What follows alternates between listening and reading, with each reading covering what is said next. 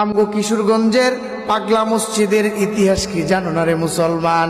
কয়েক মাস পর পরে, 3 মাস 2 মাস 4 মাস পর পরে যখন এই দান বাক্সগুলা খোলা হয়, 1 টাকা আর 2 টাকা, 2 লক্ষ টাকা না, প্রায় কোটি কোটি কোটি কোটি টাকা দান বাক্স থেকে বাহির করা হয়। আল্লাহর কেমন কুদরত! অথচ স্পেশাল কিছু আছে এই মসজিদে, কেউ বলতে পারবেনি। যেইভাবে দালান আছে, যেইভাবে বিল্ডিং আছে, তবে হ্যাঁ, এটা সত্য, মসজিদটা অনেক পুরনো। 200-250 বছর আগের এই মসজিদ, আমাদের কিশোরগঞ্জের পাগলা মসজিদ।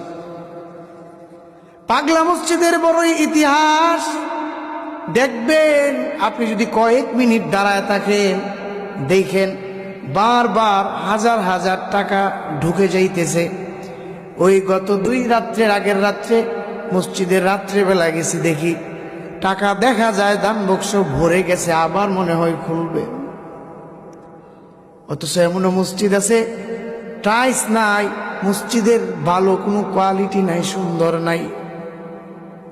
আর আল্লাহর এমন কুদরত, শুধু মুসলমানেরাই এই কিশোরগঞ্জ পাগলা মসজিদে দান করে বিষয়টা এমন না, হাজার হাজার হিন্দু খ্রিস্টানেও আইসা দান করতেছে।